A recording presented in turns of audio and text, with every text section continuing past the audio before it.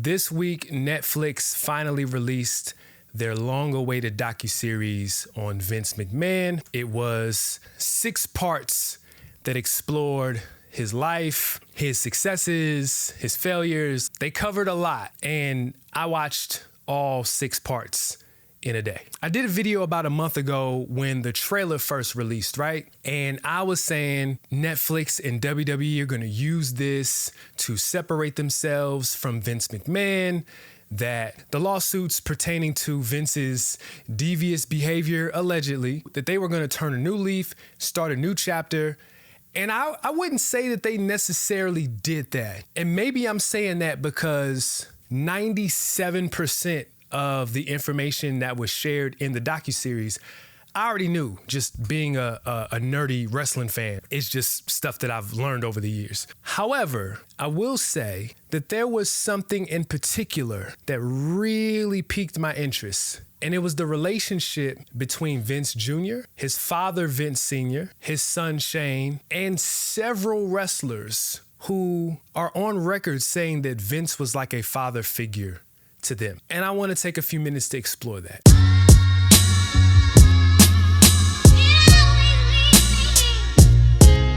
Mic check. And so first of all, if you're watching this and you haven't seen the documentary yet, go watch that first and then come back here. Part 1, to me, set the tone for everything else. I feel like I have a better understanding for Vince as a person, because in this culture, we are very quick to assess behavior and indict people. You're a terrible person because you did this. I always like to explore and figure out why. And in most, low-key, all of the situations, you can always draw a line back to childhood and a relationship that a child has with their parents. Vince Jr.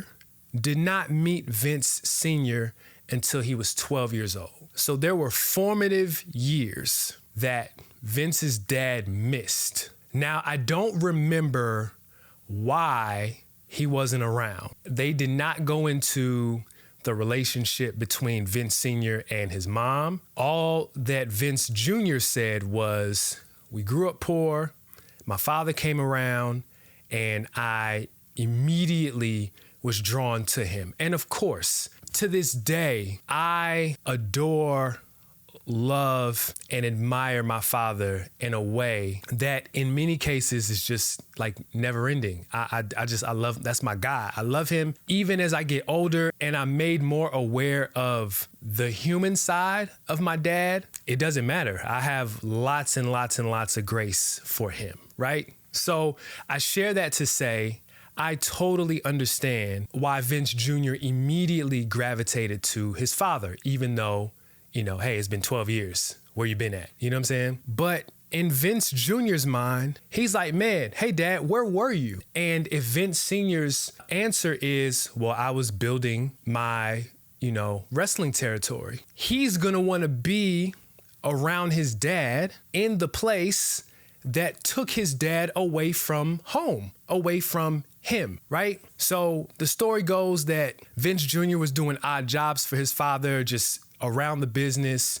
Eventually that led to commentary, and then that ultimately leads to Vince Jr. buying the wrestling territory, the WWF at the time, and turning it into the mega conglomerate that it is today, right? And even that is a sign of approval. That says, hey, Dad, I want to take what you did and I want to make it better. Look at this great thing that I did from your really good thing. And so from that, we see the WWF, the WWE, what it's become, even to this day, even after Vince has long sold it to TKO, Endeavor, all that stuff, right? Look at the character of Mr. McMahon. Mr. McMahon was powerful, assertive, confident, just very exaggerated extremes of that. So it's egotistical, it's maniacal, it's controlling, right? So you play it up, but as the camera panned between showing segments that were on TV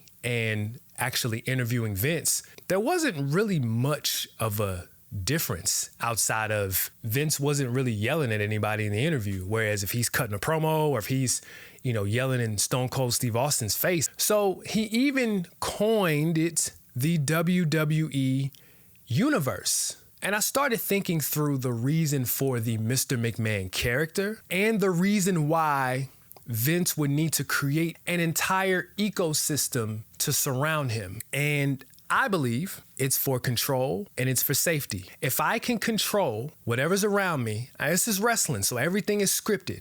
I can control everybody else's story, including mine. Nothing bad will ever happen to me. And so many people alluded to Vince is a workaholic. He loves this. It almost seems as if in many regards, he didn't want to exist outside of this universe. Many people create worlds as a means of coping with unresolved childhood pain and gaining approval on their own terms. And I think that Vince, shout out to Paul Heyman, but he took it to the extreme. And the success of WWE, Hulkamania, WrestleMania, the Attitude Era, only further pushed the desire that he likely had to gain approval. For many of us, success is the ultimate affirmation.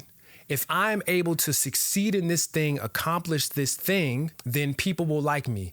Then I will have the money that I need or the things that I need to take care of myself, my family, what have you, right? But out of that pursuit, it is very easy for things like insecurities, anxiety, control, this workaholic mindset, grind culture, as Western culture has coined it. You see that in extreme examples, and it's not healthy and it's not good. And I'm sure that creates a significant internal conflict that for someone like Vince, he could easily skate it by going into his universe even further and not dealing with the real realities of it, right? And what's interesting in that is the same approval that Vince Jr. wanted from Vince Sr. Throughout the documentary, you see Shane McMahon, which is Vince's son, his only son, in his own way, desire that same approval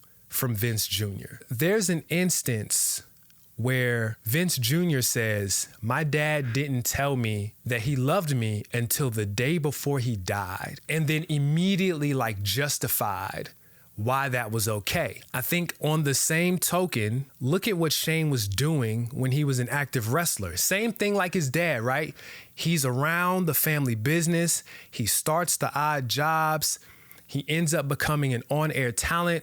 And many wrestling fans who are around in the Attitude Era respect Shane, because Shane did some crazy stuff in the ring. He was not afraid to sacrifice his body. So there is nepotism at play, but he was willing to go the extra mile for the support of the audience, the other wrestlers, and ultimately his father. Look at the match that Shane had with Kurt Angle at King of the Ring. I believe that was 1998. And they used that example in the documentary. Fam, the bumps that Shane took in that match. And then you got SummerSlam when he falls off the Titantron. You got even as recent as the match that Shane had with The Undertaker at WrestleMania 32, where he jumps off the Hell in a Cell onto the announce table. Shane believed the same way that Vince Jr. believed that he was going to take over the business from his father to show, hey, look at this great thing that I did, for that affirmation. Shane did the same thing. I want the business once you retire, and I want to show you that I can take what you did and make it better. Even using the example of, hey, we should buy the UFC. And Vince said no, which I thought was very interesting and plays into that, where Vince Sr. was very hard on Vince Jr., often did not like Vince Jr.'s ideas of taking it beyond just the territories the way that it was, prior to, Vince buying the company. Shane's the same way. That UFC idea, in hindsight, would have been an amazing idea. Vince Jr. skirts it. Not only does the control that I talked about earlier show up in that way and show up in the universe, it even shows up in which son he ends up giving the business over to? It ends up being his son-in-law, Triple H, a character that he created, to the point where Vince was mad that Stephanie, his daughter, Stephanie and Triple H did not want their real wedding on television. So shortly thereafter, he books a hardcore match with his daughter just as a reason to beat her up. Crazy. Shane ultimately leaves the business in 2009. He kind of comes back here and there, even as recent as the Royal Rumble a few years ago, and Shane was fired shortly thereafter. The backstage story is that Shane was trying to politic and get a more prominent role backstage. To me, that says even after all these years, Shane still wants disapproval from his father, right? Which is so funny to me because you look at The Undertaker, Stone Cold Steve Austin, Hulk Hogan, Trish Stratus, Kurt Angle. There's so many wrestlers on camera who said Vince was like a father figure to me. Vince was like a father figure to me. And that further cements my point that Vince's desire for control was so strong that these are his sons and daughters that he picked to essentially raise and be his children, compared to the relationship that he has with his own son and his own daughter. So how do I circle this around and bring it back to us? Y'all know me. I am a big advocate for motive. What doesn't concern me as much as why? The Bible even talks about this, right? Where essentially in 1 Samuel it says, people judge by outer appearances, but the Lord looks at the heart. So it is a noble thing that Vince Jr. wants to take the family business and expand it. We see that everywhere throughout history, life. I'm sure you have friends whose parents own businesses or they own businesses that they inherited from parents, grandparents. The goal is to either keep it alive at worst and at best expand it into bigger and greater to give to the next generation. But when you're doing that out of a void, when you're doing that out of this severe need of affirmation that you never got from someone that you were supposed to get it from, because make no mistake, I don't fault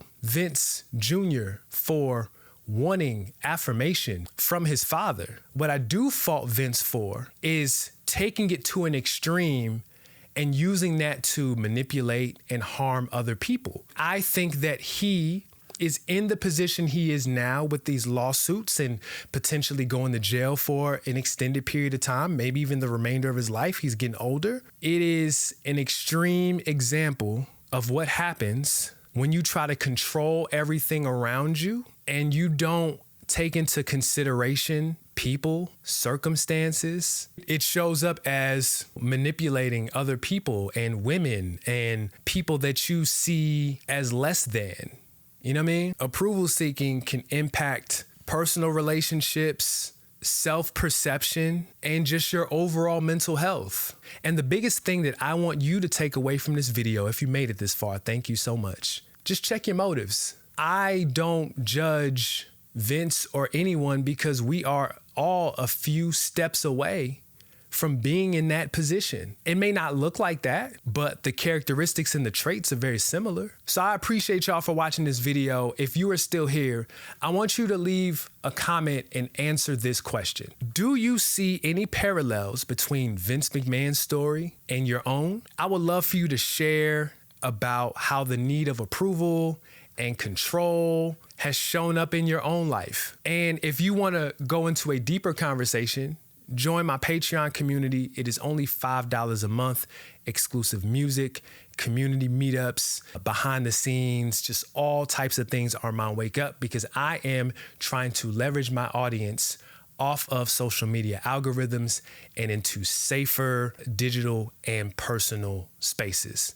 With that said, my name is Armond Wake Up. I thank you so much for watching this video. ArmondWakeUp.com, all that beautiful stuff. Until next time, I appreciate y'all.